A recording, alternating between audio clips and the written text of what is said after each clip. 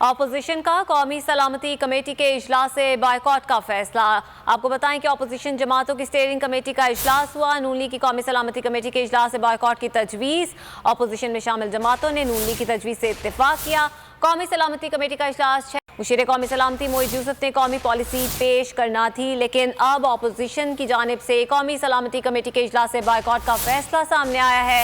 इससे पहले ऑपोजिशन जमातों की स्टीयरिंग कमेटी का इजलास हुआ। नून लीग की जानिब से कौमी सलामती कमेटी के इजलास से बायकॉट की तजवीज़ दी गई थी। तफसीलात जानेंगे बोल न्यूज़ के नुमाइंदे सिद्दीक साजिद से। सिद्दीक बताएगा इस हवाले से मजीद।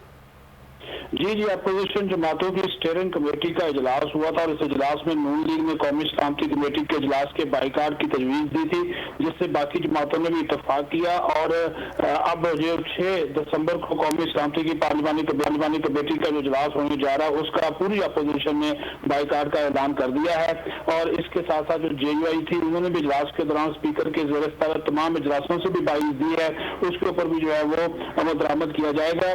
वज़ीर आज़म के मुशीर कौमी सलामती मोईद यूसुफ ने कौमी पॉलिसी पेश करनी थी इस इजलास में, लेकिन अब अपोजिशन इस इजलास में नहीं गया। एलामिया जारी किया गया मुतहदा अपोजिशन की जानिब से कि जो वज़ीर आज़म इमरान खान एक तो वो कौमी सलामती के जो इजलास हैं उनमें शिरकत नहीं करते, दूसरा जो 17 नवंबर को कानून साजी की गई। और कैसे देख साजिद इस हवाले से आगाह करे थे, बहुत शुक्रिया आपका। सब्सक्राइब करें और बेल दबाएं ताकि कोई खबर रह न जाए।